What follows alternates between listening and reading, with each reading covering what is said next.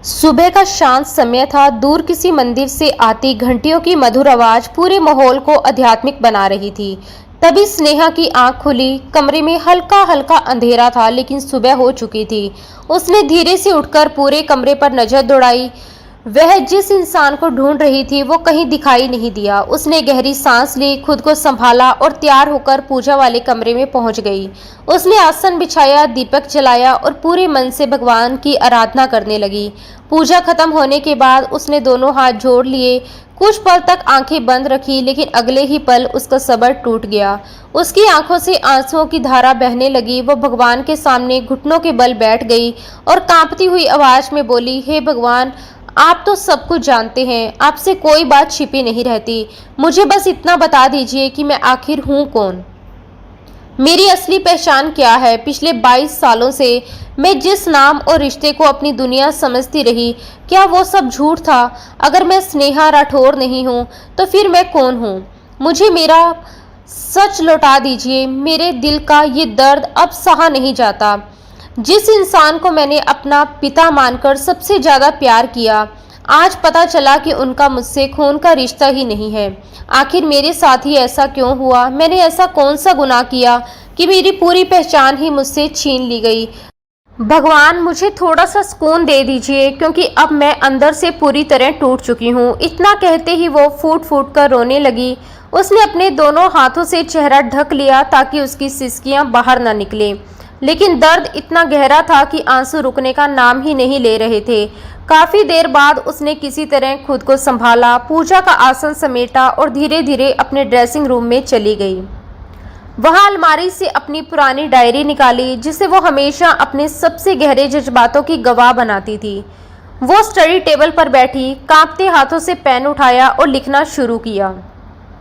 कहते हैं इंसान की सबसे बड़ी पहचान उसका परिवार होता है, लेकिन मेरी पहचान आखिर है क्या? आज मेरी पूरी दुनिया बिखर गई। मुझे पता चला कि मैं स्नेहा राठौर नहीं हूँ। विक्रम राठौर मेरे असली पिता नहीं हैं। सोचिए, अगर किसी इंसान को एक ही पल में पता चले कि उसकी ज़िंदगी के पूरे 22 साल, उसका नाम, उसका परिवार, उसकी पहचान सब कुछ झूठ था, तो उस पर क्या गुजरेगी? आज मुझे ऐसा लग रहा है जैसे किसी ने मेरी रूह को जिंदा आग में झोंक दिया हो। चारों तरफ सिर्फ दर्द ही दर्द दिखाई देता है। मेरी जिंदगी का पहला प्यार मेरे पापा थे। बचपन से लेकर आज तक मैंने उन्हें अपना हीरो माना, लेकिन अब यही सच मुझे अंदर से ख़त्म कर रहा है कि वो मेरे असली पिता ही नहीं हैं। कभी कभी तो खुद पर हंसी आती है। मेरा दिल बार बार मुझसे एक ही सवाल पूछता है, अगर तुम स्नेहा राठौर नहीं हो तो आखिर हो कौन? किसकी बेटी हो? तुम्हारी असली पहचान क्या है? लेकिन हर सवाल का जवाब सिर्फ खामोशी है। लिखते लिखते उसके आंसू फिर डायरी के पन्नों पर गिरने लगे। धुंधली आंखों के सामने पिछली शाम का हर दृश्य एक फिल्म की तरह घूमने लगा। कल वो बड़े प्यार से अपने पापा को सरप्राइज देने राठौर हाउस गई थी। उसने अपने हाथों से उनकी पसंदीदा बिरयानी बनाई थी ताकि उन्हें अपने हाथों से खिलाकर खुश कर सके।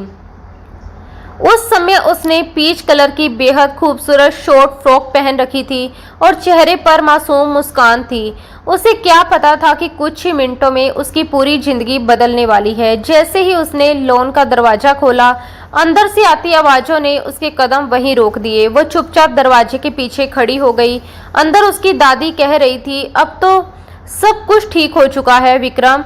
मुझे लगता है कि अब स्नेहा को भी पूरा सच बता देना चाहिए। ये सुनकर स्नेहा हैरान रह गई। वो समझ नहीं पा रही थी कि आखिर ऐसा कौन सा सच है जिसे उससे छुपाया गया है। कुछ पल की खामोशी के बाद विक्रम जी की भारी आवाज़ सुनाई दी, मेरी बच्ची आज बहुत खुश है। मैं नहीं चाहता कि अतीत का वो दर्दनाक सच जानकर उसकी ज़िंदगी बर्बाद हो जाए। अगर उसे ये बात पता चल गई कि वो पूरी तरह टूट जाएगी। स्नेहा का दिल जोर जोर से धड़कने लगा। उसने खुद को संभालने के लिए दरवाजे का हैंडल कसकर पकड़ लिया। तभी दादी फिर बोली, अगर उसे ये पता चल गया कि वो तुम्हारी सगी बेटी नहीं है तो उसे बहुत बड़ा झटका लगेगा। इसलिए बेहतर होगा कि उससे पहले आप खुद उसे सब सच बता दें। ये सुनते ही स्नेहा के पैरों तले जमीन खिसक गई। उसे लगा जैसे किसी ने उसे बहुत ऊंची जगह से नीचे धक्का दे दिया हो। दादी के हर शब्द पिघले हुए शीशे की तरह उसके कानों में उतर रहे थे। उसकी सांसें रुकने लगी और पूरा शरीर कांप उठा। तभी विक्रम जी ने दृढ़ आवाज में कहा, नहीं, कभी नहीं। मेरे लिए इससे कोई फर्क नहीं पड़ता कि वो मेरी सगी बेटी नहीं है। वो मेरी जिंदगी है, मेरी सांस है, मेरे जीने की वजह है। मैं उसे कभी ये सच नहीं बताऊंगा, लेकिन किस्मत को शायद कुछ और ही मंजूर था। उसी पल स्नेहा के हाथों से बिरयानी की प्लेट छूटकर फर्श पर गिर पड़ी। प्लेट टूटने की तेज आवाज पूरे लॉन में गूंज उठी। विक्रम जी और दादी घबराकर दरवाजे की तरफ देखने लगे। सामने आधा खुला दरवाजा था और वहां स्नेहा पत्थर की मूर्ति की तरह खड़ी थी। उसका चेहरा बिल्कुल सफेद पड़ चुका था। उसकी बड़ी बड़ी आंखों में दर्द, सदमा और अविश्वास साफ दिखाई दे रहा था। उसके गुलाबी होठ कांप रहे थे, लेकिन आवाज गले में ही अटक गई थी। विक्रम जी के चेहरे का रंग उड़ गया। अगले ही पल स्नेहा की आंखों के सामने अंधेरा छा गया। वो बेहोश होकर जमीन पर गिर पड़ी। स्नेहा, मेरी बच्ची! विक्रम जी दर्द से चीख उठे। वो दौड़कर उसके पास पहुंचे, उसे अपनी बाहों में उठाया और जल्दी से सोफे पर लिटा दिया। दादी घबराकर पानी लेकर आई और उसके चेहरे पर बार बार पानी के छींटे मारने लगी। उसके हाथ पैर बर्फ की तरह ठंडे पड़ चुके थे। कुछ देर बाद उसकी पलकों में हलचल हुई और उसने धीरे धीरे आंखें खोली। वो कुछ पल तक खाली निगाहों से सबको देखती रही, फिर अचानक उठकर बैठ गई। विक्रम जी शर्म और दर्द से अपनी नजरें झुका चुके थे। स्नेहा कांपते कदमों से उनके पास आई और टूटी हुई आवाज में बोली, पापा, आप मजाक कर रहे हैं ना? मैं आपकी ही बेटी हूं ना? प्लीज कह दीजिए, मैंने जो सुना वो सब झूठ था। इतना कहते ही उसने उनकी शर्ट कसकर पकड़ ली। उसकी आंखों से लगातार आंसू बह रहे थे। वो बुरी तरह रोते हुए बोली, पापा, प्लीज सच बताइए, दादी जो कह रही थी वो झूठ है ना? मैं आपकी बेटी हूँ, मैं आपका ही खून हूँ, प्लीज कुछ तो बोलिए। विक्रम जी की आंखों में आंसू भर आए। स्नेहा की आवाज में जितनी बेचैनी, दर्द और तड़प थी, उसे सुनकर उनका दिल भी टूट चुका था। उन्हें समझ आ गया कि अब सच छिपाने का कोई मतलब नहीं रह गया। उन्होंने कांपती हुई आवाज में कहा, हाँ स्नेहा, यही सच है, मैं तुम्हारा सगा पिता नहीं हूँ। ये सुनते ही स्नेहा जैसे पत्थर की मूर्ति बन गई। उसने अविश्वास भरी नजरों से उन्हें देखा। उसे लगा जैसे किसी ने एक ही पल में उसकी पूरी दुनिया उजाड़ दी हो। वह तुरंत उनसे दूर हट गई और कांपती आवाज में बोली, नहीं, ऐसा नहीं हो सकता। आप ही मेरे पापा हैं। आपने ऐसा क्यों कहा? जवाब दीजिए, मैं कौन हूँ? मेरी असली पहचान क्या है? मैं किसकी बेटी हूँ? कहते कहते उसने उनका कॉलर पकड़ लिया और फूट फूट कर रोने लगी। विक्रम जी ने उसे दर्द भरी नजरों से देखा और बोले, स्नेहा, मेरी बच्ची। लेकिन उसने तुरंत उनकी बात काट दी। मुझे बच्ची मत कहिए। अगर मैं आपकी बेटी ही नहीं हूँ तो मुझे इस नाम से मत बुलाइए। मैं तो हमेशा खुद को स्नेहा राठौर समझती रही। उसकी आंखों से लगातार आंसू बह रहे थे। विक्रम जी ने उसे समझाने की कोशिश की, पहले मेरी पूरी बात सुनो। लेकिन स्नेहा अब किसी भी कीमत पर अधूरा सच नहीं सुनना चाहती थी। वो चीखते हुए बोली, नहीं, मुझे सिर्फ सच चाहिए। मेरे जन्म प्रमाण पत्र से लेकर मेरी शादी के हर दस्तावेज में पिता की जगह आपका नाम लिखा है। पूरी दुनिया जानती है कि मैं आपकी बेटी हूँ। फिर आज अचानक सब कैसे बदल गया? आखिर सच क्या है? ये कहकर वो लड़खड़ाते हुए कुछ कदम पीछे गई और वहीं बैठ गई। विक्रम जी ने भारी मन से कहा, जो कुछ कागजों में लिखा है वो गलत नहीं है, लेकिन पूरा सच भी नहीं है। स्नेहा राठौर मेरी असली बेटी थी, लेकिन तुम स्नेहा राठौर नहीं हो। ये सुनते ही स्नेहा के कानों में जैसे कोई तेज धमाका हुआ। उसकी सांसें रुक गई। वो कुछ पल तक बिना पलक झपकाए विक्रम जी को देखती रही। उसके पास अब कोई सवाल भी नहीं बचा था। उसे महसूस हुआ जैसे उसकी पूरी जिंदगी, उसकी पहचान, उसका नाम, उसका बचपन, सब कुछ एक झूठ था। वो 22 साल तक किसी और की पहचान लेकर जीती रही और उसे कभी उसका एहसास तक नहीं हुआ। उसकी आंखों से आंसू भी बहना बंद हो गए। दर्द अब इतना गहरा हो चुका था कि आंसू भी उसका साथ छोड़ चुके थे। काफी देर तक खामोश रहने के बाद उसने अपने चेहरे से आंसू पोंछे, धीरे से उठी और टूटी हुई आवाज में बोली, अब मुझे स्नेहा मत कहिए, क्योंकि मैं आपकी स्नेहा हूं ही नहीं। इतना कहकर वो बिना पीछे देखे वहां से चली गई। विक्रम जी उसे जाते हुए देखते रह गए। उनकी आंखों में बेबसी थी और दिल पूरी तरह टूट चुका था। स्नेहा तो अपने पिता को खुश करने और उन्हें सरप्राइज देने आई थी, लेकिन किस्मत ने उसी दिन उसे उसकी जिंदगी का सबसे बड़ा और सबसे दर्दनाक सच दे दिया। यादों का ये सिलसिला अचानक एक तेज हॉर्न की आवाज से टूट गया। स्नेहा वर्तमान में लौट आई। उसने जल्दी से अपनी डायरी बंद की और उसे दराज में रख दिया। वह नहीं चाहती थी कि कार्तिक सिंसोदिया उसकी डायरी पढ़े और उसके दिल के राज जान जाए। जैसे ही वह ड्रेसिंग रूम से बाहर निकली, उसी समय कार्तिक कमरे के अंदर आया। उसने टाइगर प्रिंट वाली हुडी पहन रखी थी। उसके चेहरे से साफ लग रहा था कि वह पूरी रात किसी जरूरी काम में बाहर था। स्नेहा धीरे धीरे उसकी तरफ बढ़ी। वह कुछ कह पाती उससे पहले ही कार्तिक ने गुस्से में अपना हाथ उठाया और उसके गाल पर एक जोरदार थप्पड़ मार दिया। थप्पड़ इतना तेज था कि उसके होठ का किनारा फट गया और हल्का सा खून निकल आया। स्नेहा ने सदमे में अपने गाल पर हाथ रखा और अविश्वास से कार्तिक को देखने लगी। उसने सपने में भी नहीं सोचा था कि दुनिया का वही इंसान जिस पर वह सबसे ज्यादा भरोसा करती थी, एक दिन उस पर हाथ उठाएगा। अगले ही पल कार्तिक ने उसके दोनों कंधे इतनी जोर से पकड़ लिए कि उसकी उंगलियां जैसे उसकी त्वचा में धंस गई। दर्द से स्नेहा का पूरा शरीर कांप उठा। उसके मन में एक ही सवाल घूम रहा था, क्या कार्तिक को भी ये पता चल गया कि वह विक्रम राठौर की असली बेटी नहीं है? वह बड़ी बड़ी आंखों से बस उसे देखे जा रही थी। अब इस पल को यहीं रोकते हैं और थोड़ा पीछे चलते हैं। जब स्नेहा और कार्तिक की पहली मुलाकात हुई थी, दोनों की मुलाकात यूनिवर्सिटी में हुई थी। सबकी नजरों में कार्तिक वहां नया प्रोफेसर बनकर आया था, लेकिन असलियत इससे बिल्कुल अलग थी। वो भारतीय सेना का एक अंडरकवर एजेंट था जो एक बेहद खतरनाक मिशन के लिए अपनी पहचान छुपाकर यूनिवर्सिटी में मौजूद था। पहली ही मुलाकात में स्नेहा का दिल उसके लिए धड़कने लगा। धीरे धीरे वह उससे बेइंतहा मोहब्बत करने लगी, लेकिन उसने कभी अपने दिल की बात जुबान पर नहीं आने दी। दूसरी तरफ कुछ ही हफ्तों बाद कार्तिक ने खुद उसके लिए शादी का प्रस्ताव भेज दिया। स्नेहा को अपनी किस्मत पर यकीन ही नहीं हुआ। जिस इंसान को उसने चुपचाप चाहा था, वही खुद उसका हमसफर बनना चाहता था।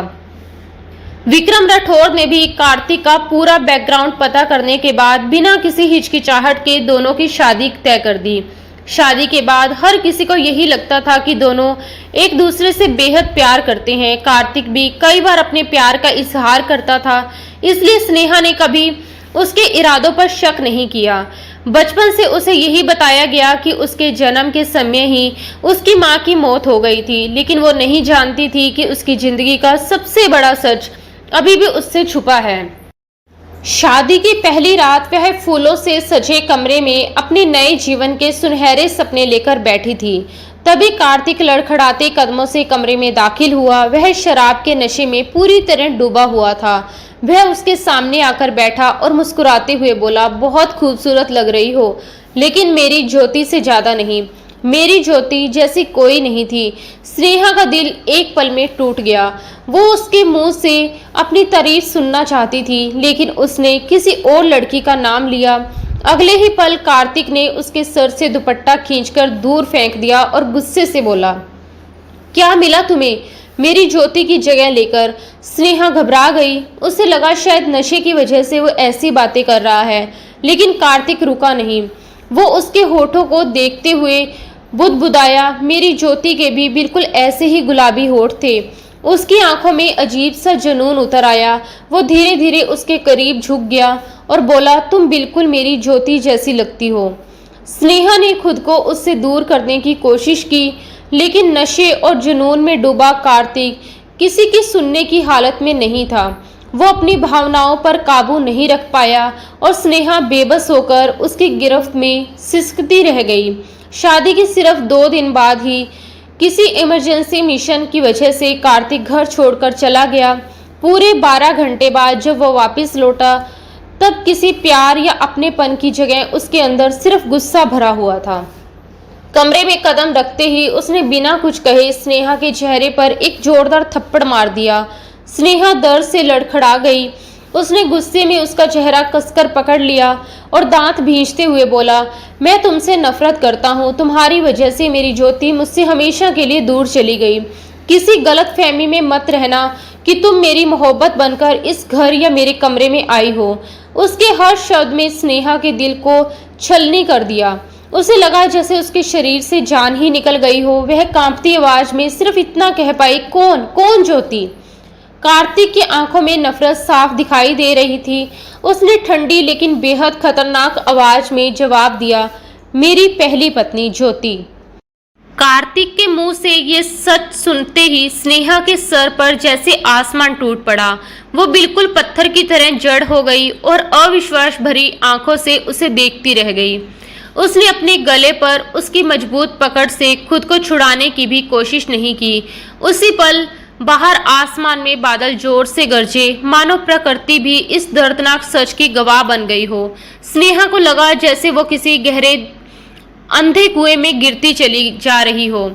उसकी सांस भारी हो गई। जिस इंसान को उसने अपना सब कुछ माना, जिसे अपना पहला और आखिरी प्यार समझा, वो पहले से शादीशुदा था। ये धोखा उसके लिए मौत से भी बड़ा था। उसका पूरा शरीर सुन्न पड़ चुका था। उसे महसूस हुआ जैसे किसी ने उसके सीने में जहर बुझा खंजर उतार दिया हो। सामने खड़ा कार्तिक अपनी गहरी नीली आंखों से उसे इस तरह घूर रहा था जैसे उसकी मौजूदगी से ही उसे नफरत हो।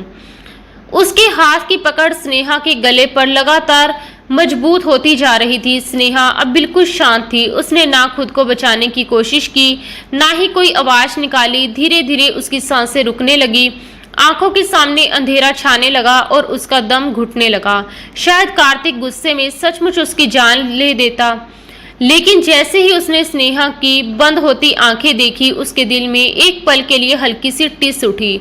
उसने झटके से उसे छोड़ दिया। स्नेहा का कमजोर शरीर सीधे फर्श पर गिर पड़ा। वो बिल्कुल बेजान सी वहीं पड़ी रही।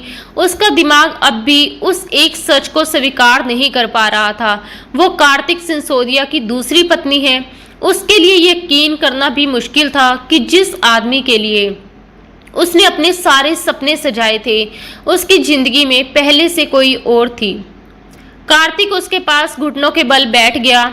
उसने सोचा था कि स्नेहा रोएगी, चीखेगी या उससे सवाल करेगी, लेकिन उसकी खामोशी ने उसके भीतर का गुस्सा और बढ़ा दिया। उसने बेरहमी से स्नेहा के बाल पकड़कर उसका सिर ऊपर उठाया। दर्द से उसके कई बाल जड़ों से खिंच गए, लेकिन स्नेहा के मुंह से एक सिसकी तक नहीं निकली। वो सिर्फ खाली आंखों से उसे देखती रही। कार्तिक की आंखों में आग, नफरत और बदले की दीवानगी साफ दिखाई दे रही थी। स्नेहा का दिल टूट चुका था। आखिर उसकी आंखों से आंसू बह निकले। वही इंसान जिसने कभी उसे अपनी पलकों पर बिठाकर रखा था, आज उसी के साथ इतनी बेरहमी से पेश आ रहा था। उसके लिए ये सब किसी डरावने सपने से कम नहीं था। कार्तिक झुककर दांत भींचते हुए बोला, तुम और तुम्हारे पापा दोनों मेरी ज्योति के कातिल हो। तुम दोनों ने मिलकर मेरी ज्योति को मुझसे हमेशा के लिए छीन लिया। स्नेहा ने हैरानी से उसकी तरफ देखा। उसकी पकड़ अब भी उसके बालों पर इतनी मजबूत थी कि उसके सर और गर्दन में तेज दर्द उठने लगा था। कांपती आवाज में स्नेहा बोली, मैंने किसी ज्योति को नहीं मारा। मैं किसी ज्योति को जानती तक नहीं हूँ। उसके शब्द पूरी तरह सच्चे थे। सच में वह नहीं जानती थी कि ज्योति कौन थी। कार्तिक के होठों पर कड़वी मुस्कान आ गई। वो बोला, ज्योति तुम्हारी बुआ की बेटी थी। ये बात 15 साल पुरानी है। उस रात तुम और तुम्हारे पापा उसी के परिवार के साथ थे। रास्ते में गाड़ी का भयंकर एक्सीडेंट हुआ। तुम्हारे पापा ने तुम्हें बचाने के लिए मेरी ज्योति को जलती हुई कार में मरने के लिए छोड़ दिया। कुछ ही मिनटों में पूरी गाड़ी आग का गोला बन गई और ज्योति अपने माँ बाप के साथ जिंदा जल गई। उस समय वह सिर्फ 8 साल की थी। बचपन से ही हमारा रिश्ता तय था। वो मेरे पापा के सबसे अच्छे दोस्त की बेटी थी और उनका घर हमारे घर के बिल्कुल पास था। हम बचपन से साथ बड़े हुए थे। मैं उससे बेइंतहा प्यार करता था, लेकिन तुम्हारे पापा की वजह से मैंने अपनी पूरी दुनिया खो दी। आखिरी शब्द कहते कहते कार्तिक गुस्से से चीख उठा। उसकी आंखों में नफरत की आग और तेज हो गई। उसने स्नेहा को झंझोरते हुए कहा, अब समझ आया कि मैं तुमसे इतनी नफरत क्यों करता हूँ। तुम्हारे पापा अगर चाहते तो मेरी ज्योति को भी बचा सकते थे, लेकिन उन्होंने सिर्फ तुम्हें बचाया और उसे मरने के लिए छोड़ दिया। उस रात की सच्चाई तक पहुंचने में मुझे कई साल लग गए। जब मुझे सब पता चला, तभी मैंने फैसला कर लिया था कि मैं विक्रम राठौर से ऐसा बदला लूंगा। जिसे वो जिंदगी भर नहीं भूल पाएंगे। इसलिए सबसे पहले मैंने तुम्हें अपने प्यार के जाल में फंसाया, फिर तुमसे शादी की क्योंकि मैं जानता था कि तुम्हारे पापा की सबसे बड़ी कमजोरी सिर्फ तुम हो। याद रखना, मैंने कभी तुमसे प्यार नहीं किया। मेरी मोहब्बत सिर्फ ज्योति थी और आज भी वही है। तुम सिर्फ मेरे बदले का जरिया हो। ये सुनते ही स्नेहा का दिल जैसे धड़कना भूल गया। उसका दिमाग अब और दर्द सहने की हालत में नहीं था। उसकी आंखों के सामने सब कुछ घूमने लगा और अगले ही पल वह बेहोश होकर नीचे गिर गई। लेकिन उसके बाल अब भी कार्तिक की मुट्ठी में थे, इसलिए उसका शरीर उसी के सहारे झूल गया। कार्तिक ने एक पल उसे देखा, फिर उसका चेहरा पकड़कर झुंझलाते हुए बोला, उठो स्नेहा राठौर, मेरा सामना करो। हर बार की तरह इस बार भी मुझसे भाग नहीं सकती। तभी अचानक उसे महसूस हुआ कि स्नेहा का शरीर असामान्य रूप से गर्म था। उसने उसके माथे पर हाथ रखा। तेज बुखार से उसका पूरा शरीर तप रहा था। स्नेहा बेहोश थी, लेकिन उसकी तेज चलती सांसों ने एक पल के लिए कार्तिक को भी बेचैन कर दिया। उसने तुरंत उसे छोड़ दिया। स्नेहा का शरीर फिर से फर्श पर गिर पड़ा। कार्तिक ने अपने दिल में उठ रही हल्की सी चिंता को तुरंत दबा दिया और ठंडी आवाज में बोला, अब मुझे तुम पर जरा भी तरस नहीं आता। मेरी ज्योति की मौत की जिम्मेदार तुम और तुम्हारा परिवार हो। अब मेरे दिल में तुम्हारे लिए सिर्फ नफरत बची है। इतना कहकर वो उसे उसी हालत में ठंडी जमीन पर छोड़कर कमरे से बाहर निकल गया। बाहर आते ही उसके चेहरे पर फिर वही बदले की आग लौट आई। उसका मन तो उसी वक्त विक्रम राठौर की जान लेने का कर रहा था, लेकिन उसने खुद को रोक लिया। वह जानता था कि मौत का दर्द कुछ पल का होता है, जबकि अपनों का तिल तिल कर टूटता देखना जिंदगी भर की सजा बन जाता है। वह मन ही मन कसम खाकर सोचने लगा, विक्रम राठौर की असली जान उनकी बेटी है। अब मैं स्नेहा को इतना दर्द दूंगा कि उसकी हर तकलीफ विक्रम राठौर की रूह तक पहुंचेगी। उन्हें हर पल अपनी बेबसी पर पछताना पड़ेगा। यही सोचते हुए वह गुस्से में लॉन्च में लगातार चक्कर काटने लगा। बाहर काले बादल लगातार गरज रहे थे। तेज बारिश पूरे शहर को भिगो रही थी, लेकिन उससे कई ज्यादा तूफान कार्तिक के भीतर चल रहा था। वह स्नेहा को बेहोशी की हालत में ठंडी जमीन पर छोड़कर तो बाहर आ गया था, मगर उसका मन बार बार उसी कमरे की तरफ भाग रहा था। जितनी बार वह खुद को समझाने की कोशिश करता, उतनी ही बेचैनी उसके सीने में बढ़ जाती। उसे तो स्नेहा से नफरत करनी चाहिए थी। उसकी तकलीफ देखकर सुकून महसूस होना चाहिए था, लेकिन सच इसके बिल्कुल उलट था। उसके दिल में एक अजीब सी घुटन और दर्द उठ रहा था, जिसका कारण वह खुद भी नहीं समझ पा रहा था। उसने लगभग 20 मिनट तक खुद को रोकने की कोशिश की, लेकिन आखिरकार उसका धैर्य जवाब दे गया। वह तेज कदमों से वापस कमरे में पहुंचा। स्नेहा अब भी उसी तरह फर्श पर बेहोश पड़ी थी। उसका बुखार से तपता चेहरा, बिखरे हुए बाल और बेसुध हालत देखकर कार्तिक का दिल एक पल के लिए कांप उठा। उसने बिना कुछ कहे उसे अपनी बाहों में उठाया, बहुत संभाल कर बिस्तर पर लेटाया और उसके ऊपर कंबल उड़ा दिया। कुछ क्षण तक वह चुपचाप उसे देखता रहा, फिर अपने चेहरे पर फिर से कठोरता का मुखौटा पहनकर कमरे से बाहर निकल गया। पूरा दिन उसने खुद को ऑफिस के काम में डुबोए रखा। वह बार बार खुद से यही कहता रहा कि उसे स्नेहा से कोई मतलब नहीं, लेकिन हर थोड़ी देर में उसका मन यही सोचता कि उसे होश आया होगा या नहीं, उसने कुछ खाया होगा या नहीं, उसका बुखार कम हुआ होगा या नहीं। दूसरी तरफ दोपहर के बाद स्नेहा की आंखें धीरे धीरे खुली। वो कुछ देर तक बिना हिले डुले छत को देखती रही, जैसे उसे समझ ही नहीं आ रहा था कि वह जिंदा है या किसी बुरे सपने में कैद हो चुकी है। काफी देर बाद उसने खुद को संभालने की कोशिश की और धीरे से उठकर बैठ गई। उसके होठ का किनारा फटा हुआ था, बाएं गाल पर उंगलियों के गहरे निशान साफ दिखाई दे रहे थे और लगातार रोने की वजह से उसकी आंखें बुरी तरह सूज चुकी थीं। तेज बुखार ने उसका चेहरा लाल कर दिया था। वह लड़खड़ाते कदमों से वॉशरूम तक गई। जैसे ही उसने चेहरे पर पानी के छींटे मारे, उसके घाव जल उठे। उसने आईने में खुद को देखा तो उसे अपना ही चेहरा अजनबी लगने लगा। कुछ पल तक वह बेबसी से खुद को देखती रही, फिर वापस कमरे में आकर बिस्तर के सहारे बैठ गई। उसके सामने सुबह की हर एक बात फिर से घूमने लगी। उसने धीरे से अपने सूजे हुए गाल को छुआ और उसकी आंखों से फिर आंसू बह निकले। उसे लगा जैसे एक ही दिन में उसकी पूरी दुनिया खत्म हो गई। उसने अपनी जिंदगी में सिर्फ दो लोगों से दिल से प्यार किया था, पहला अपने पापा से और दूसरा अपने पति कार्तिक से। लेकिन आज दोनों ने ही उसकी जिंदगी को दर्द से भर दिया।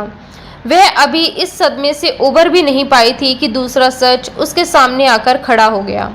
उसके मन में बार बार एक ही सवाल उठ रहा था, अगर वह विक्रम राठौर की असली बेटी नहीं थी तो उन्होंने अपनी सगी भांजी को छोड़कर पहले उसे क्यों बचाया? उनका पहला हक तो अपनी भांजी पर था, फिर उन्होंने ऐसा क्यों किया? और दूसरी तरफ कार्तिक, आखिर वो इंसान था कौन? उसका असली चेहरा कौन सा था? प्यार करने वाला पति या बदले की आग में जलता हुआ बेरहम आदमी? क्या स्नेहा ने कभी सच में उसे जाना भी था? इन सब सवालों के बावजूद वह अपने पापा से नफरत नहीं कर पा रही थी। जिस इंसान ने उंगली पकड़कर उसे चलना सिखाया हो, हर दुख में उसका साथ दिया हो, उससे नफरत करना उसके बस की बात नहीं थी। और जहां तक कार्तिक की बात थी, वो तो उसकी हर सांस में बस चुका था। उसके लिए उससे नफरत करना अपने ही दिल से नफरत करने जैसा था। धीरे धीरे उसने अपने ही अस्तित्व से घृणा होने लगी। वह फूटकर रो पड़ी और भगवान से शिकायत करने लगी, क्यों भगवान, आखिर मेरे साथ ही ऐसा क्यों हुआ? मैंने तो आपसे सिर्फ अपनी असली पहचान मांगी थी, लेकिन आपने तो मुझसे मेरी हर पहचान ही छीन ली। पहले मेरे पिता, फिर मेरा पति, आखिर मेरा कसूर क्या था? उसका दर्द अब आंसुओं में नहीं समा रहा था। वह जोर जोर से रोने लगी। जब रोने से भी दिल हल्का नहीं हुआ तो उसकी चीखें पूरे कमरे में गूंजने लगी। उसकी आवाज इतनी दर्द भरी थी कि ऐसा लग रहा था जैसे कमरे की दीवारें भी कांप उठी हों। वो बार बार सिर्फ एक ही बात चिल्ला रही थी, क्यों, क्यों दिया मुझे इतना बड़ा धोखा? उसने दोनों हाथों से अपने बाल पकड़ लिए और उन्हें नोचते हुए लगातार रोती रही। धीरे धीरे उसकी आवाज बैठ गई। दोपहर कब शाम में बदल गई उसे एहसास तक नहीं हुआ। अब उसकी आंखों में आंसू भी नहीं बचे थे और गले में आवाज भी नहीं थी। उसकी सूजी हुई लाल आंखें बस खालीपन में कहीं खोई हुई थी। शाम को जब कार्तिक कमरे में लौटा तो उसने देखा कि स्नेहा उसी तरह बिस्तर के सहारे बैठी छत को देख रही थी। पूरे दिन उसने पानी की एक बूंद तक नहीं पी थी। दूसरी तरफ कार्तिक ने भी सुबह से कुछ नहीं खाया था, लेकिन वह इस बात को खुद से भी स्वीकार नहीं करना चाहता था। स्नेहा को देखते ही उसकी आंखों में फिर गुस्से की चिंगारियां चमक उठी, लेकिन उसकी टूटी हुई हालत देखकर उसके दिल में कहीं गहराई में फिर वही दर्द जाग गया। उसने बिना कुछ बोले खुद को संभाला और सीधे ड्रेसिंग रूम में चला गया। स्नेहा ने उसकी तरफ देखा तक नहीं, वो बिल्कुल पत्थर की मूर्ति बनी बैठी रही। कुछ देर बाद कार्तिक सफेद ट्राउजर और काली आधी बाजू की शर्ट पहनकर बाहर आया। वह ड्रेसिंग टेबल के सामने खड़ा हुआ और शीशे में देखते हुए कनंखियों से स्नेहा को देखने लगा। वो अब भी बिल्कुल निश्चिंत बैठी थी। उसके चेहरे पर ना कोई गुस्सा था, ना शिकायत और ना ही कोई सवाल। ये खामोशी कार्तिक को और बेचैन करने लगी। वो धीरे धीरे उसके पास आया, उसका बाजू पकड़कर उसे खड़ा किया और अपने सामने कर दिया। स्नेहा ने सिर्फ एक बात उसकी तरफ देखा। उसकी आंखों में अब ना दर्द दिखाई दे रहा था, ना मोहब्बत, बस गहरा खालीपन था। कार्तिक के भीतर फिर एक अजीब सी टिस उठी, लेकिन उसने तुरंत अपने दिल पर पत्थर रख लिया। उसने दोनों हाथों से उसके कंधे कसकर पकड़ लिए, फिर उसका जबड़ा अपनी उंगलियों में जकड़ लिया, लेकिन स्नेहा की तरफ से कोई प्रतिक्रिया नहीं मिली। वो बिल्कुल बेजान गुड़िया की तरह उसके सामने खड़ी रही। उसकी इस खामोशी ने कार्तिक का गुस्सा और भड़का दिया। वह समझ ही नहीं पाया कि उसने स्नेहा को इतना तोड़ दिया है कि अब उसके भीतर प्रतिक्रिया देने की ताकत भी नहीं बची। अगले ही पल उसने उसे बेरहमी से धक्का दिया। स्नेहा लड़खड़ाकर फर्श पर गिर पड़ी।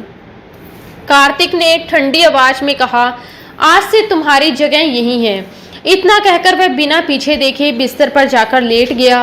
स्नेहा की आंखों से अब एक भी आंसू नहीं निकल रहा था। शायद दर्द अपनी आखिरी हद पार कर चुका था। वह चुपचाप फर्श पर लेट गई। उसकी सूनी आंखें बिना पलक झपकाए छत को देखती रही।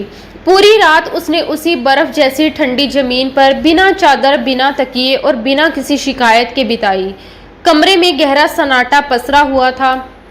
एक तरफ ठंडे फर्श पर स्नेहा बेजान शरीर की तरह पड़ी थी, तो दूसरी तरफ बिस्तर पर लेटा कार्तिक पूरी रात करवटें बदलता रहा।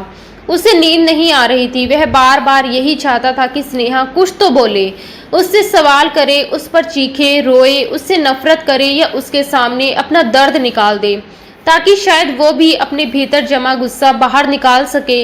लेकिन स्नेहा बिल्कुल शांत रही। उसकी खामोशी किसी चीख से भी ज्यादा डरावनी थी। दोनों ने पूरी रात जागते हुए गुजार दी। सुबह दूर किसी मंदिर से आती आरती की मधुर आवाज ने कमरे की खामोशी तोड़ी। स्नेहा के अकड़े हुए शरीर में हल्की सी हरकत हुई। ठंडी जमीन पर पूरी रात पड़े रहने से उसका बदन पूरी तरह जकड़ चुका था। वह बड़ी मुश्किल से उठी और बिना कोई आवाज किए वॉशरूम की तरफ चली गई। कार्तिक ने बस एक बार उसकी जाती हुई पीठ को देखा, फिर आंखें बंद कर ली। कुछ देर बाद स्नेहा बाहर आई। उसकी नजर अनायास कार्तिक पर पड़ी। वो सो चुका था। उसके सर के नीचे तकिए की जगह स्नेहा का दुपट्टा रखा हुआ था। स्नेहा कुछ पल तक उसे वीरान निगाहों से देखती रही। उसके चेहरे पर कोई भाव नहीं था। फिर वह चुपचाप कमरे से निकलकर लॉन में बने छोटे से मंदिर में पहुंच गई। जनवरी की कड़ाके की ठंड थी। संगमरमर का फर्श बर्फ की तरह ठंडा था, लेकिन उसने उसकी परवाह नहीं की। वह भगवान के चरणों में बैठ गई और पहली बार बिना शब्दों के रोने लगी। उसके आंसू लगातार भगवान के चरणों में गिरते रहे। जितना वो रोती गई, उतना ही उसके दिल का बोझ हल्का होता गया। काफी देर बाद जब उसके आंसू भी सूख गए, तब उसने आरती पूरी की और हाथ जोड़कर आंखें बंद कर ली। आज उसने भगवान से कोई शिकायत नहीं की, ना कोई सवाल पूछा, ना ही कुछ मांगा।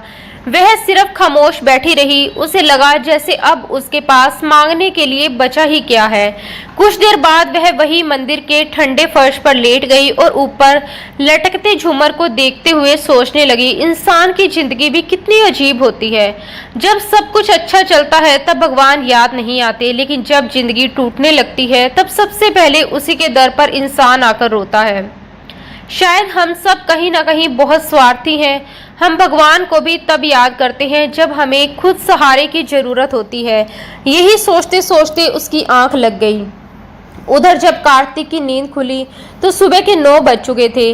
वह घबराकर तुरंत उठ बैठा। उसे पता ही नहीं चला कि कब उसकी आंख लग गई। उसने पूरे कमरे में नजर दौड़ाई, लेकिन स्नेहा कहीं दिखाई नहीं दी। सबसे पहले उसने बिस्तर के पास फर्श पर देखा, जहां वो रात भर लेटी थी, लेकिन वहां भी वो नहीं थी। उसके दिल की धड़कन एक पल के लिए तेज हो गई। वो जल्दी से कमरे से बाहर निकला। सामने मंदिर के फर्श पर स्नेहा सुंगड़ी हुई गहरी नींद में सो रही थी। उसे उस हालत में देखकर कार्तिक के भीतर कुछ टूट सा गया। उसके मन में एक आवाज उठी, कैसा पति हूं मैं, जो अपनी पत्नी को चैन की नींद भी नसीब नहीं होने देता। कुछ देर पहले तक उसके भीतर जो नफरत और बदले की आग जल रही थी, वो उस पल जैसे कहीं खो गई। अब सिर्फ दर्द बचा था। वो धीरे धीरे उसके पास आया। सोते हुए स्नेहा का चेहरा बेहद शांत लग रहा था। उसके चेहरे पर थप्पड़ के लाल निशान अब भी साफ दिखाई दे रहे थे। कार्तिक ने अनजाने में अपना हाथ बढ़ाया और उन निशानों को बहुत हल्के से छू लिया। उन उंगलियों के निशानों को महसूस करते ही उसके अंदर कहीं गहरी चोट लगी। उसने धीरे से स्नेहा के कंधे को हिलाया। स्नेहा घबराकर उठ बैठी। सामने कार्तिक को देखते ही उसकी सांसें जैसे थम गई।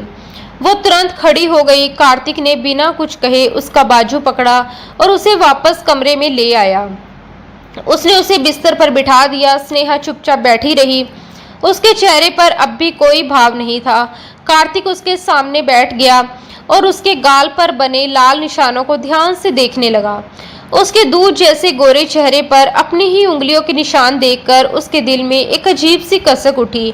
लेकिन स्नेहा अब हर एहसास से खाली हो चुकी थी। उसके होठों पर बस एक फीकी सी तंज भरी मुस्कान उभरी। शायद उसे लगा कि अब ये आदमी अपनी जरूरत पूरी करने आया है, इसलिए उसने बिना किसी विरोध के खुद को बिल्कुल निश्चल छोड़ दिया। लेकिन कार्तिक ने उसे छुआ तक नहीं। कमरे में कुछ देर तक गहरी खामोशी छाई रही। फिर अचानक कार्तिक की धीमी और टूटी हुई आवाज सुनाई दी। वो बहुत खूबसूरत थी। उसकी आंखें समुंदर जैसी नीली थी। स्नेहा ने चौंक कर उसकी तरफ देखा। उसकी आवाज में दर्द साफ महसूस हो रहा था। वह चुपचाप सुनती रही। कार्तिक दूर कहीं खोया हुआ बोला, जब वो पैदा हुई थी तब मैं 10 साल का था। सबसे पहले मैंने ही उसे अपनी बाहों में उठाया था। उसी दिन मैंने उसका नाम रखा था ज्योति। उसकी आवाज़ भरा गई। स्नेहा की आंखों में हैरानी उतर आई। वो आगे बोला, वो रोशनी आंटी और देवेंद्र अंकल की बेटी थी और विक्रम राठौर की भांजी। उसे पहली बार देखते ही वो मेरे दिल में बस गई थी। मैं अपने घर से ज़्यादा उनके घर में रहने लगा था। हर समय उसे गोद में उठाकर घूमता रहता था। वो मुझे इतनी प्यारी लगती थी। एक दिन मैंने उसके दादाजी से कह दिया, आज से ज्योति हमेशा के लिए मेरी है। दादाजी मुझसे बहुत प्यार करते थे। उन्होंने मुस्कुराते हुए उसी समय उसकी नन्ही उंगलियों में मेरे नाम की छोटी सी अंगूठी पहना दी। वक्त बीतता गया। जब वो 4 साल की हुई मेरी जिद के आगे सबको झुकना पड़ा। मैंने साफ कह दिया था कि अगर मेरी शादी ज्योति से नहीं हुई तो मैं खाना तक नहीं खाऊंगा। मैं पूरे दिन भूखा रहा। अगले दिन भी कुछ नहीं खाया। आखिर सब मान गए और एक छोटे से मंदिर में हमारी शादी करवा दी गई। उसकी आंखें नम हो चुकी थी। स्नेहा के दिल में भी कुछ गहराई तक टूट गया। कार्तिक धीमे स्वर में बोला, मैंने अपने हाथों से उसे चलना सिखाया था, उसे बड़ा होते देखा था। जब उसने पहली बार मुझे मेरी सनम कहकर पुकारा था, उस दिन मुझे लगा कि मेरी पूरी दुनिया मिल गई है। वह मेरी पहली और आखिरी मोहब्बत थी। ये सुनते सुनते स्नेहा की आंखों से फिर आंसू बहने लगे। उसका दम घुटने लगा। उसे सांस लेना भी मुश्किल लग रहा था। कुछ पल चुप रहने के बाद कार्तिक ने गहरी सांस ली और बोला, 10 साल तक मैं सिर्फ उसी के गम में जीता रहा। फिर तुम मेरी जिंदगी में आई। तुम्हें देखते ही मेरे अंदर दबा हुआ बदला फिर जाग गया। मैं सिर्फ तुम्हें तोड़ना चाहता था, इसलिए मैंने तुम्हारे दिल पर वही वार किया जहां लगा हुआ घाव कभी नहीं भरता। आखिरी शब्द कहते कहते उसकी आवाज़ फिर नफरत से भर गई और स्नेहा, उसके अंदर जो कुछ भी बचा था वो भी उसी पल हमेशा के लिए खत्म हो गया। कार्तिक के चेहरे पर अब जरा भी नरमी नहीं बची थी। उसकी आवाज़ पहले से भी ज़्यादा बेरहम हो चुकी थी। उसने स्नेहा की तरफ देखते हुए कहा, मैं ना तुम्हें अपनाऊंगा और ना ही कभी तुम्हें आज़ाद करूंगा। तुम अब मेरे दिल से हमेशा के लिए उतर चुकी हो, लेकिन जिंदगी भर मेरे नाम से बंधी रहोगी।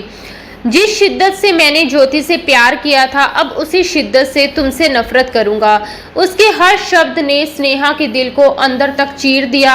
आज उसे लगा कि उसका दिल सिर्फ टूटा नहीं बल्कि पूरी तरह बिखर गया है। उसने कांपते हुए अपने सीने पर हाथ रखा। उसे सांस लेना भी मुश्किल लगने लगा। दर्द उसके पूरे शरीर में फैल चुका था। वह खुद को संभाल नहीं पाई और फूट फूट कर रोने लगी। कार्तिक अपना जहर उसके दिल में उतार चुका था। अब उसे स्नेहा के आंसू देखकर अजीब सा सुकून मिल रहा था। लगभग 10 मिनट बाद वह तैयार हुआ। जाते जाते उसने एक बार स्नेहा की तरफ देखा। वह अब भी कांपते हुए रो रही थी। उसने बिना कुछ कहे अपना चेहरा दूसरी तरफ घुमाया और कमरे से बाहर निकल गया। उसके जाते ही स्नेहा बिखर गई। वह लगातार रोती रही। आखिर वह 7-8 साल की उस मासूम बच्ची से कैसे नफरत कर सकती थी जो इस दुनिया में थी ही नहीं। उसे तो खुद से ही नफरत होने लगी थी। कार्तिक ने सिर्फ उसका दिल नहीं तोड़ा था बल्कि उसके पूरे अस्तित्व को टुकड़ों में बांट दिया था।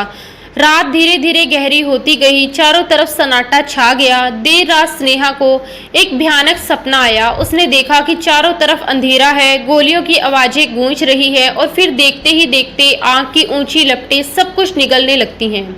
वो डर से चीखते हुए उठ बैठी। उसका पूरा शरीर पसीने से भीग चुका था। वह तेज तेज सांसें लेने लगी और खुद को शांत करने की कोशिश करने लगी।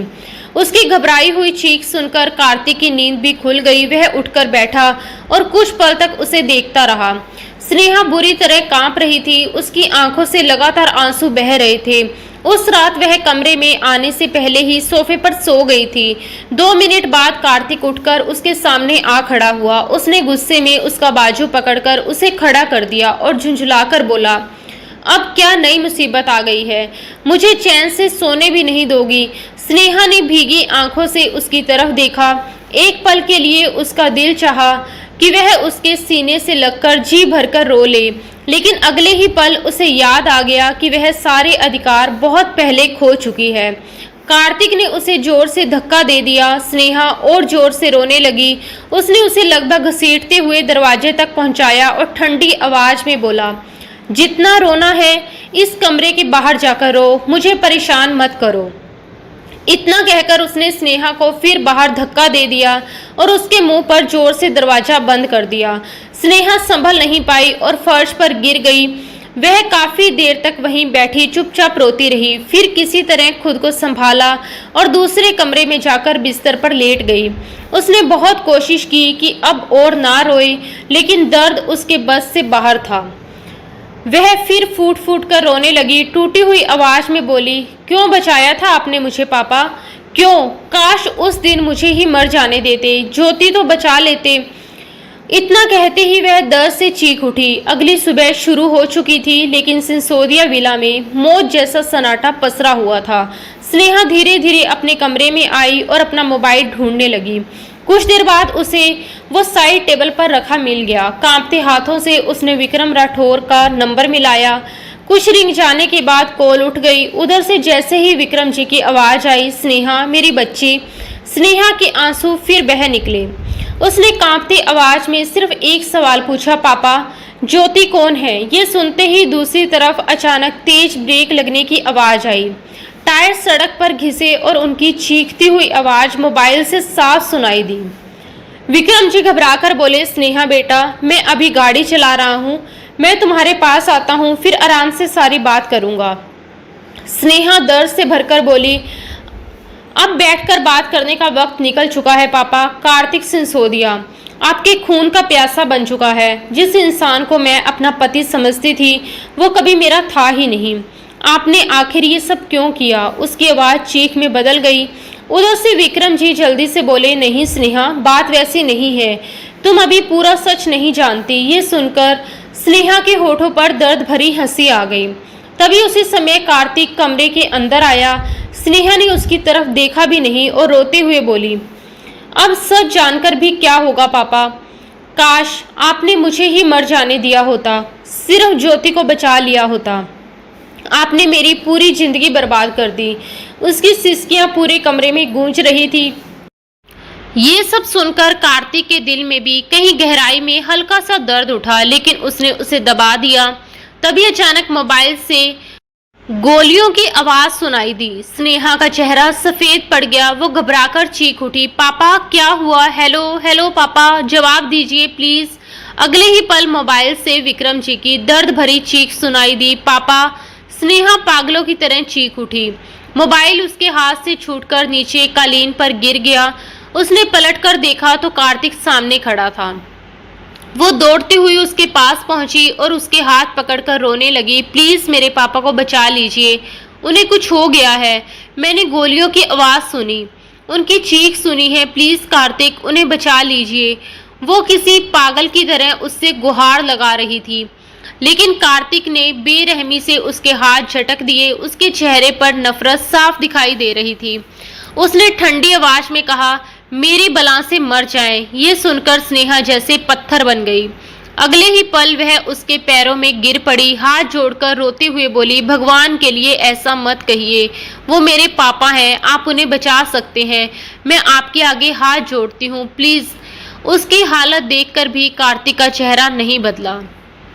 वो उसके सामने घुटनों के बल बैठा और उसकी आंखों में देखते हुए बोला, क्या उस आदमी ने मेरी ज्योति को बचाया था? अगर उसने मेरी ज्योति को बचा लिया होता तो शायद आज मैं भी उसे बचा लेता, लेकिन वो मेरी जिंदगी का सबसे बड़ा गुनहगार है। बल्कि अच्छा हुआ कि किसी और ने उसे मार दिया, वरना उसकी मौत मेरे हाथों लिखी हुई थी। उसके शब्दों में नफरत और बदले की आग साफ महसूस हो रही थी। स्नेहा पूरी तरह सुन रह गई। कार्तिक उसे उसी हालत में छोड़कर कमरे से बाहर चला गया। उसके जाते ही स्नेहा की दुनिया फिर से बिखर गई। वो पागलों की तरह चीख चीख कर रोने लगी। काफी देर बाद वह घिसटते हुए वापस मोबाइल के पास पहुंची और बार बार विक्रम जी का नंबर मिलाने लगी, लेकिन हर बार सिर्फ एक ही जवाब मिला, मोबाइल स्विच ऑफ था। उस पल स्नेहा सब कुछ भूल चुकी थी। उसे ये भी याद नहीं रहा कि विक्रम उसका सगा पिता था ही नहीं। उसके लिए वो सिर्फ उसके पापा थे, वही इंसान जिसने उसे अपनी गोद में खिलाया, उंगली पकड़कर चलना सिखाया, हर खुशी हर तकलीफ में उसके साथ खड़ा रहा। खून का रिश्ता चाहे जो भी हो, लेकिन उसके दिल में वो हमेशा उसके पिता ही रहेंगे। स्नेहा की आंखों के सामने उसकी पूरी जिंदगी किसी फिल्म की तरह घूमने लगी। उसे याद आने लगा कि विक्रम राठौर ने उसे सिर्फ एक पिता बनकर नहीं बल्कि मां बनकर भी पाला था। बचपन से लेकर आज तक उन्होंने कभी उसे किसी चीज की कमी महसूस नहीं होने दी। जब भी स्नेहा बीमार पड़ती पूरी पूरी रात उसके सिरहाने बैठकर उसका माथा सहलाते रहते। सर्दियों की ठंडी रातों में खुद जागते रहते लेकिन उसे चैन की नींद सुलाने की कोशिश करते। उनकी हर मुस्कान, हर डांट, हर प्यार आज उसकी आंखों के सामने जिंदा हो उठा। मोबाइल अब भी उसके हाथ में था लेकिन बार बार नंबर मिलाते मिलाते उसकी उंगलियां जवाब दे चुकी थी। वो हिचकियों के साथ रोती रही, पता नहीं कितने घंटे उसी हालत में बैठी रही। तभी अचानक मोबाइल की घंटी बजी। उसने घबराकर स्क्रीन की तरफ देखा। दादी जी का कॉल था। कांपते हाथों से उसने कॉल रिसीव की और जल्दी से फोन कान से लगा लिया। उधर से सिर्फ रोने की आवाज आ रही थी। स्नेहा का दिल बुरी तरह धड़कने लगा। उसने घबराकर पूछा, दादी पापा कैसे हैं? कुछ पल तक सिर्फ सिसकियां सुनाई देती रही। फिर बड़ी मुश्किल से दादी जी ने टूटती हुई आवाज में कहा, स्नेहा तुम्हारे पापा अब इस दुनिया में नहीं रहे। ये सुनते ही जैसे स्नेहा के सर पर आसमान टूट पड़ा। उसके कान सुन हो गए। उसे अपनी सांस रुकती हुई महसूस हुई। अगले ही पल वह जमीन पर गिर पड़ी और दोनों हाथों से फर्श पीटते हुए जोर जोर से रोने लगी। नहीं, मेरे पापा मुझे छोड़कर नहीं जा सकते, ऐसा नहीं हो सकता। उसकी दर्द भरी चीखें पूरे कमरे में गूंजती रही। काफी देर तक वह उसी तरह रोती रही लेकिन फिर अचानक उसके भीतर सब कुछ शांत हो गया, जैसे उसके अंदर की हर आवाज हमेशा के लिए मर चुकी हो। समय अपनी रफ्तार से चलता रहा। विक्रम राठौर की मौत को पूरे 4 हफ्ते बीत चुके थे। इन 4 हफ्तों में कार्तिक सिसोदिया कभी उसके सामने नहीं आया।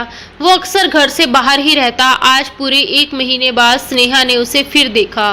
वो कमरे में आया और स्टडी टेबल पर कुछ फाइलें और लैपटॉप निकालकर काम में लग गया। कमरे में अजीब सी खामोशी थी। स्नेहा सोफे पर चुपचाप बैठी उसे देख रही थी। फिर उसने धीमी मगर साफ आवाज में कहा, आपके हिसाब से मेरे पापा कातिल थे क्योंकि वो ज्योति को बचा सकते थे लेकिन नहीं बचाया। तो जब मैंने आपसे अपने पापा को बचाने की भीख मांगी थी तब आपने उन्हें क्यों नहीं बचाया? आप भी तो बचा सकते थे, फिर फर्क क्या रह गया? क्या आप भी कातिल नहीं हुए? ये सवाल सुनते ही कार्तिक के हाथ रुक गए। उसकी उंगलियां हल्के से कांप उठी लेकिन उसने कुछ नहीं कहा। उसने बस सिर झटका और दोबारा लैपटॉप पर ध्यान लगाने की कोशिश की। कमरे में फिर कुछ पल की चुप्पी छा गई। तभी स्नेहा की भीगी हुई आवाज़ फिर सुनाई दी। वो लड़की बहुत खुशकिस्मत थी। मरने के बाद भी आज तक आपके दिल पर उसी का राज है। काश मैं स्नेहा नहीं होती, काश मैं ही ज्योति होती, तब शायद मुझे भी आपके दिल में वही जगह मिलती जो आज भी सिर्फ उसी की है। मुझे आपका इश्क नहीं चाहिए, बस वही मोहब्बत चाहिए जो आपने ज्योति से की थी। ये सुनते ही कार्तिक ने गुस्से में जोर से लैपटॉप बंद कर दिया और तेज कदमों से उसके पास आ गया। स्नेहा दर्द भरी मुस्कान के साथ बोली, काश मैं स्नेहा राठौर नहीं सिर्फ ज्योति होती। इससे पहले कि वो आगे कुछ कहती, कार्तिक ने उसका बाजू कसकर पकड़ लिया और गुस्से से गरज उठा, अगर दोबारा अपनी गंदी जुबान से मेरी ज्योति का नाम लिया तो तुम्हारी जुबान खींचकर फेंक दूंगा। स्नेहा ने उसकी आंखों में देखा। उसकी आंखें नम थी लेकिन होठों पर हल्की सी मुस्कान थी जिसमें सिर्फ दर्द था। अगले ही पल वो धीरे से आगे बढ़ी और कार्तिक के सीने से लग गई। कांपती आवाज में बोली, बस अब मेरी सजा खत्म कर दीजिए। मैं कभी आपकी और आपकी पत्नी के बीच नहीं आऊंगी। आप पूरी जिंदगी उसी से प्यार कीजिए, मुझे कोई शिकायत नहीं होगी, लेकिन मुझे भी थोड़ा सा प्यार दे दीजिए। आपने मुझसे कभी प्यार नहीं किया लेकिन मैंने तो पूरी सच्चाई से आपसे प्यार किया है। आपकी मोहब्बत आपसे छीन गई। मेरी मोहब्बत तो मेरे सामने खड़ी होकर भी मुझसे नहीं मिल रही। कार्तिक कुछ पल तक बिल्कुल चुप खड़ा रहा। फिर उसने बेरहमी से उसे खुद से अलग धक्का दिया और नफरत से बोला, अपनी औकात देखी है? तुम मेरी ज्योति के पैरों की धूल बनने के लायक भी नहीं हो और खुद को उसके बराबर समझती हो। स्नेहा ने बिना विरोध किए हल्के से सिर हिला दिया। उसकी ये खामोशी कार्तिक को और भड़का गई। उसने उसका हाथ पकड़ा, उसे घसीटते हुए बालकनी में ले गया और बाहर धक्का देकर बोला, अगर इतनी ही हिम्मत है तो आज की पूरी रात यहीं गुजारो। सुबह तक जिंदा बच गई तो शायद तुम्हारी सजा कम कर दूं। स्नेहा ने एक नज़र आसमान की तरफ उठाई। काले बादल पूरी तरह छा चुके थे। फिर वो बिना कुछ कहे दीवार के सहारे जमीन पर बैठ गई। कार्तिक ने अंदर से बालकनी का दरवाजा लॉक कर दिया और वापस कमरे में आकर अपने काम में लग गया। लगभग 10 मिनट बाद उसके मोबाइल पर एक इमरजेंसी कॉल आई। वो जल्दी जल्दी कुछ ज़रूरी फाइलें उठाकर कमरे से बाहर निकल गया। जल्दबाजी में उसे ये तक याद नहीं रहा कि स्नेहा अब भी बालकनी में बंद है। शाम धीरे धीरे रात में बदल गई। आधे घंटे बाद तेज बारिश शुरू हो गई। स्नेहा बिना हिले उसी जगह बैठी रही। बारिश लगातार उसे भिगोती रही। ठंडी हवाएं उसके कांपते शरीर को और सुन्न करती जा रही थी। रात के 9 बज गए, फिर 10, फिर 11, लेकिन वो वहीं बैठी रही। कार्तिक अब तक घर नहीं लौटा था। आखिर रात करीब 12 बजे वो वापस आया और कमरे में पहुंचते ही अचानक उसे याद आया कि स्नेहा अब भी बालकनी में बंद है। उसके चेहरे का रंग उड़ गया। उसने जल्दी से दरवाजा खोला, लेकिन सामने का दृश्य देखकर उसके पैरों तले जमीन खिसक गई। स्नेहा बालकनी के फर्श पर बेसुध पड़ी थी। उसके सर से लगातार खून बह रहा था और बारिश का पानी पूरे फर्श पर फैल उस खून को अपने साथ बहा रहा था। शायद उसने उठने की कोशिश की थी, लेकिन चक्कर आने से लड़खड़ा गई।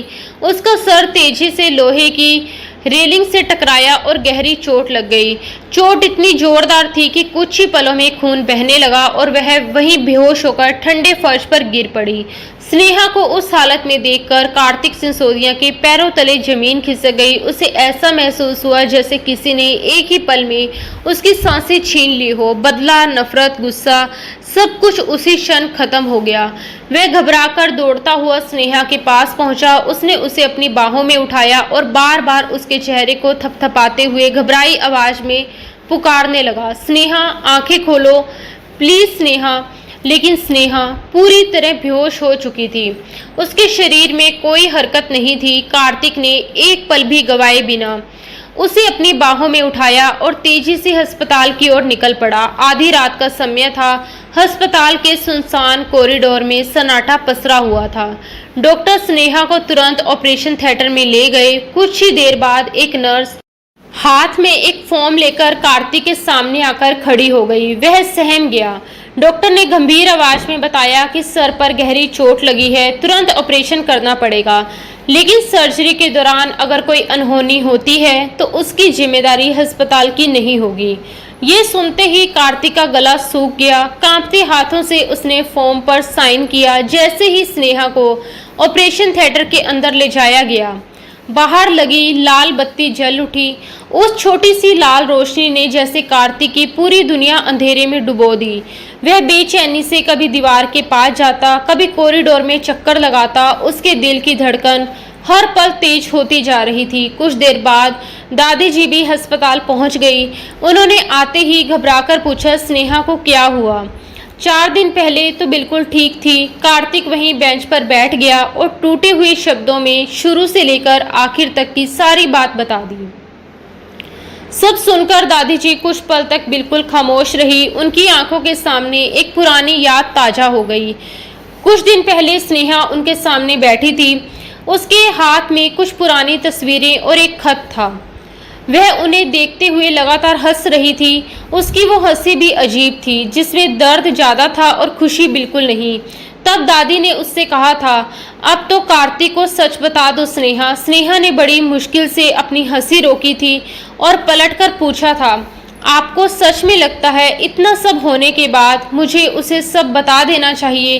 दादी ने उसका हाथ पकड़कर समझाया था, बता दो बेटा, सच सामने आ जाएगा तो शायद तुम्हारे दिल का बोझ हल्का हो जाएगा, नहीं तो तुम सारी उम्र इसी दर्द में जलती रहोगी।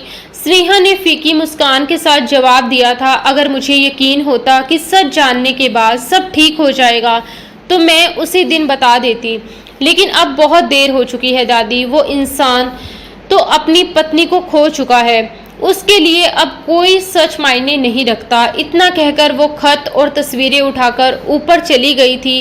वो पुरानी बात याद करते हुए दादी ने धीरे से कार्तिक की तरफ देखा। फिर अचानक उन्होंने उससे पूछा, एक बात बताओ कार्तिक, स्नेहा और ज्योति में से तुम सबसे ज्यादा किससे प्यार करते हो? ये सवाल सुनकर कार्तिक चौंक गया। उसे बिल्कुल उम्मीद नहीं थी कि इस समय ऐसा सवाल पूछा जाएगा। उसने नजरें झुकाते हुए धीमी आवाज में कहा, दोनों की तुलना नहीं हो सकती। लेकिन उसकी झुकी हुई नजरें ही जवाब दे चुकी थी। दादी सब समझ गई। उन्होंने गहरी सांस ली और बोली, नहीं कार्तिक, तुम आज भी सिर्फ ज्योति से ही प्यार करते हो। अगर ऐसा नहीं होता तो तुम स्नेहा के साथ इतना क्रूर व्यवहार कभी नहीं करते। अगर वो इस ऑपरेशन से बच गई तो क्या फिर से उसे वही दर्द दोगे? अगर हाँ, तो इससे अच्छा है कि या तो उसे मर जाने दो या फिर अपने दिल से ज्योति को हमेशा के लिए निकाल दो। दादी के शब्द किसी तेज धार वाले खंजर की तरह कार्तिक के सीने में उतर गए।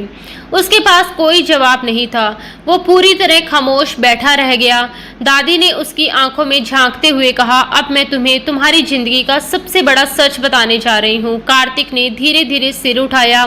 उसकी धड़कनें और तेज हो चुकी थी। दादी की आवाज भारी हो गई। तुमने स्नेहा को सारी उम्र इस बात की सजा दी कि उस हादसे में ज्योति क्यों नहीं बची, लेकिन सच्चाई बिल्कुल उल्टी है। उस रात जो बच्ची मरी थी वो ज्योति नहीं थी, वो स्नेहा थी। ये सुनते ही पूरा कॉरिडोर जैसे थम गया। कार्तिक की आंखें फैल गई। उसका चेहरा सफेद पड़ गया। उसे लगा जैसे उसके शरीर का सारा खून सूख गया हो। दादी आगे बोली, जिस लड़की को उस रात विक्रम राठौर अपनी जान जोखिम में डालकर बचाकर लाए थे, वो स्नेहा नहीं बल्कि ज्योति थी। और जो इस वक्त ऑपरेशन थिएटर में जिंदगी और मौत से लड़ रही है, वो स्नेहा नहीं, तुम्हारी ज्योति है। तुम्हारी वही पत्नी जिसे तुम सालों पहले मरा हुआ समझ बैठे थे। कार्तिक के पैरों में जैसे जान ही नहीं बची। उसकी सांसें सीने में अटक गई। उसे विश्वास ही नहीं हो रहा था कि जिसे वो इतने दिनों से नफरत देकर तोड़ता रहा, वो उसकी पहली मोहब्बत, उसकी पत्नी ज्योति थी। दादी की आवाज फिर गूंजी, तुमने ज्योति को 16 साल पहले नहीं खोया था कार्तिक, तुम उसे आज खोने और पाने के बीच खड़े हो। इतना कहकर उन्होंने अपने पास रखी एक पुरानी डायरी उठाई और धीरे से कार्तिक की गोद में रख दी। उनकी आंखें भर आई। उन्होंने कहा कि जिस दिन यूनिवर्सिटी में वो पहली बार तुमसे टकराई थी, उसी दिन उसने मुझसे पूछा था, दादी, उस अजनबी के छूते ही मुझे इतना अपनापन और सुरक्षा का एहसास क्यों हुआ? ऐसा क्यों लगा जैसे मैं उसे बरसों से जानती हूँ। उसी पल मैं समझ गई थी कि वो अजनबी कोई और नहीं, कार्तिक सिंसोदिया है, क्योंकि वो तुम्हारी पत्नी थी। अपने ही इंसान का स्पर्श कभी अजनबी नहीं लगता।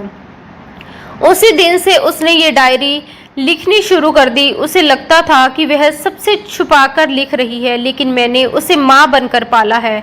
माँ से अपने बच्चों का दर्द कभी नहीं छिपता। दादी ने प्यार से डायरी पर हाथ फेरा और धीमे स्वर में बोली, इसे पढ़ो, इसमें तुम्हें स्नेहा नहीं, तुम्हारी ज्योति मिलेगी। उसकी पूरी जिंदगी, उसका हर दर्द, उसका हर आंसू और तुम्हारे लिए उसके दिल में छुपा हर एहसास लिखा है।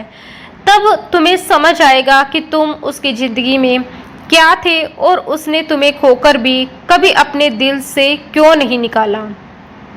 इतना कहकर दादी चुप हो गई। वह धीरे से उठी और थोड़ी दूर जाकर दूसरी बेंच पर बैठ गई ताकि कार्तिक बिना किसी रुकावट के उस डायरी का हर एक पन्ना पढ़ सके। कार्तिक अब तक उसी एक सच को समझने की कोशिश कर रहा था जिसने उसकी पूरी दुनिया हिला दी थी। क्या सच में स्नेहा ही उसकी ज्योति थी? उसने आंखें बंद की तो पिछली हर याद एक एक करके उसके सामने आने लगी। अब उसे महसूस हो रहा था कि स्नेहा की मुस्कान, उसकी मासूमियत, उसकी आदतें, यहाँ तक कि उसकी आंखों का अपनापन भी उसे हमेशा किसी की याद दिलाता था। वह सचमुच ज्योति की ही परछाई थी। उसके हाथ कांपने लगे और आंखों से आंसू लगातार बहने लगे। जिस इंसान को आज तक कोई झुका नहीं पाया था, आज उसी को एक सच्चाई ने पूरी तरह तोड़ दिया था। अब उसे दादी की बात पर जरा भी शक नहीं रहा। अगर उन्होंने कहा था कि स्नेहा ही ज्योति है तो वही सच था। अगले ही पल उसके सामने अपने किए हुए हर जुल्म की तस्वीर घूमने लगी।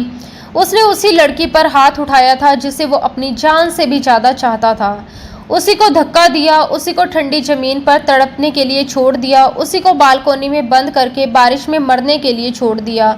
जिसे वो हर पल दर्द देता रहा, वो कोई और नहीं, उसकी अपनी ज्योति थी। अचानक उसके कानों में स्नेहा की वही टूटी हुई आवाज़ गूंज उठी, काश मैं स्नेहा राठौर नहीं होती, काश मैं ज्योति सिसोदिया होती। ये याद आते ही उसका दिल जैसे हजारों टुकड़ों में बिखर गया। जिस औरत से उसने सबसे ज़्यादा प्यार किया था, उसी औरत की ज़िंदगी उसने अपने हाथों से तबाह कर दी थी। कांपते हाथों से उसने डायरी खोली। पहले ही पन्ने पर बड़े सुंदर अक्षरों में लिखा था, स्नेहा कार्तिक सिसोदिया। उस नाम को देखकर उसकी उंगलियां वहीं ठहर गई।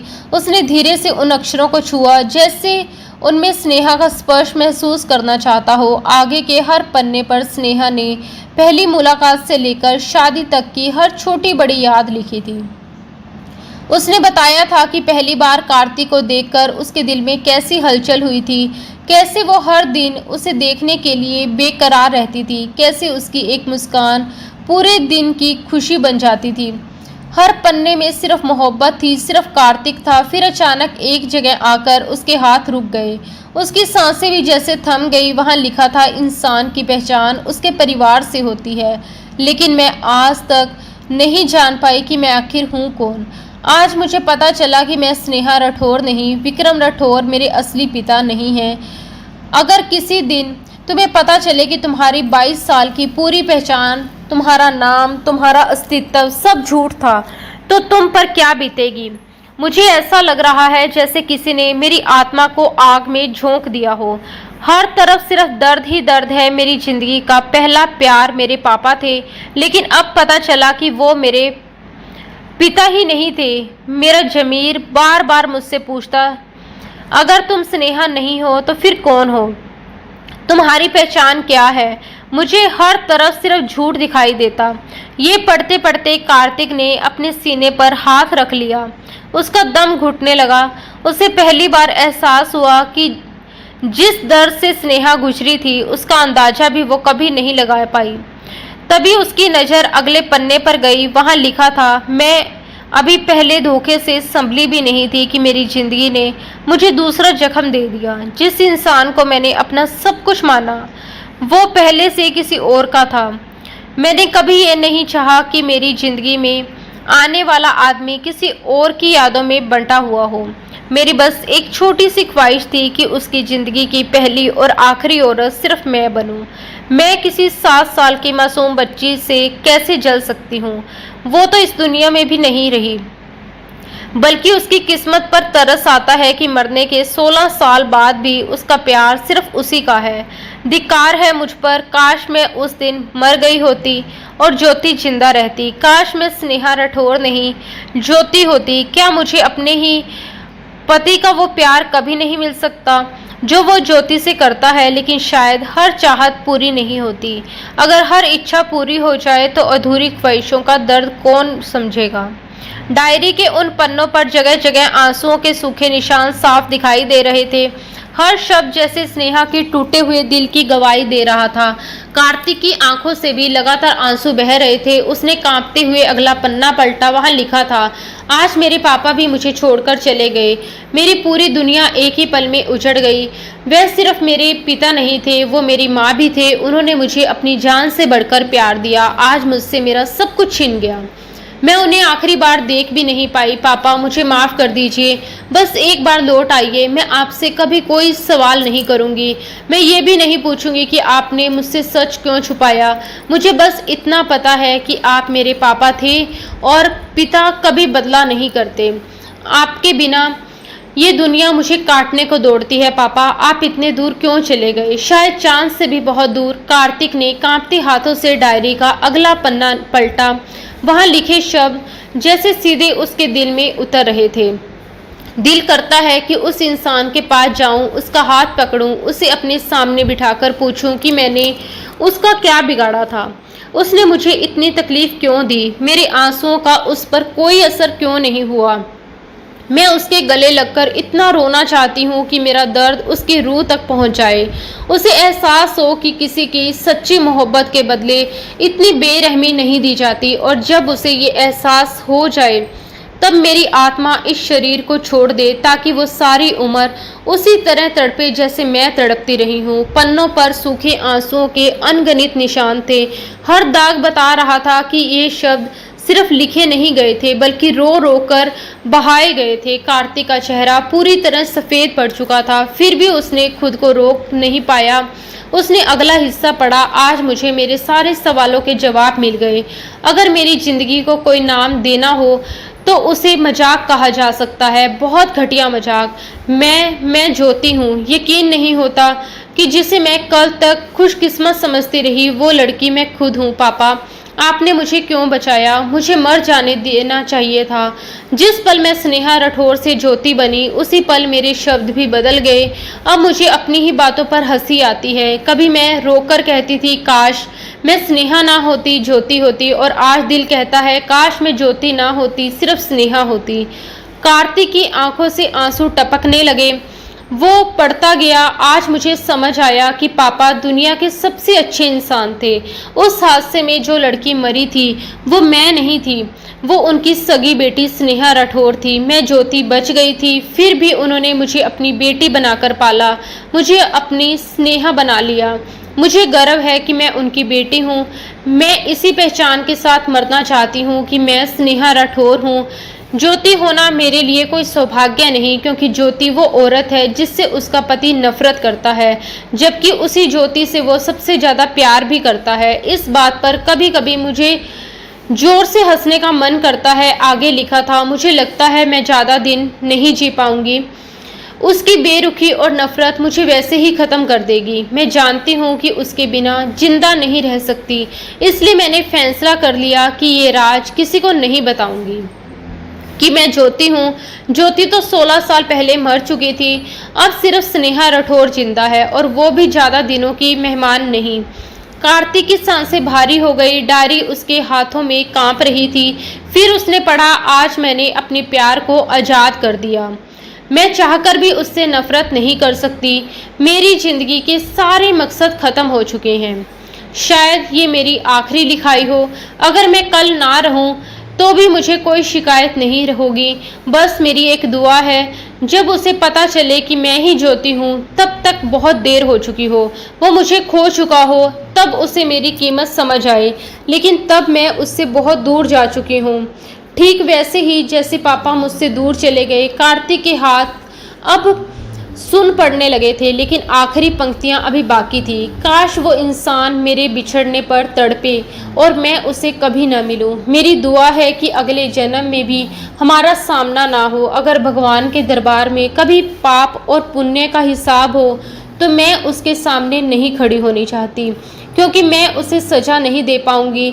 ये मेरी किस्मत थी कि मैंने उसकी दी हुई हर सज़ा सह ली, लेकिन वो मेरा दर्द सह नहीं पाएगा। अब बस एक ख्वाहिश बची है, तुम मेरा मरा हुआ चेहरा देखो। कार्तिक सिंसोदिया। उसके बाद कुछ पंक्तियां कविता की तरह लिखी थी। दर्द सहने में कमाल रखती थी, सिवाय खुद के सबका ख्याल रखती थी।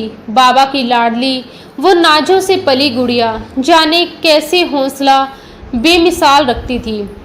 लबों पर शिकायत कभी आई ही नहीं। वीरान आंखों में लाखों सवाल रखती थी। आंखें नम थी मगर होठों पर मुस्कान रहती थी। जाने कैसे इतना जपत संभाल रखती थी। दिल में दर्द का समंदर छपाकर पता नहीं कहाँ अपने आंसू संभाल रखती थी। इस बेचैन दुनिया की वो सबसे शांत लड़की दुनिया की हर रस्म का कितना ख्याल रखती थी। वही डायरी खत्म हो गई। आखिरी शब्द पढ़ते ही कार्तिक के हाथों से डायरी फिसलकर नीचे गिर गई। उसकी सांस जैसे सीने में अटक गई। उसे लगा जैसे किसी ने उसकी रूह निचोड़ ली हो। जिस औरत को वो तोड़ता रहा वो आखिरी सांस तक उसी से प्यार करती रही, और ये एहसास कार्तिक सिंसोदिया के लिए किसी मौत से कम नहीं था। विक्रम राठौर के जाने के बाद दादी जी ने स्नेहा को वो सच बताया जिसने उसकी पूरी जिंदगी का राज खोल दिया। उन्होंने बताया कि वो कभी स्नेहा थी ही नहीं, बल्कि वही असली ज्योति है।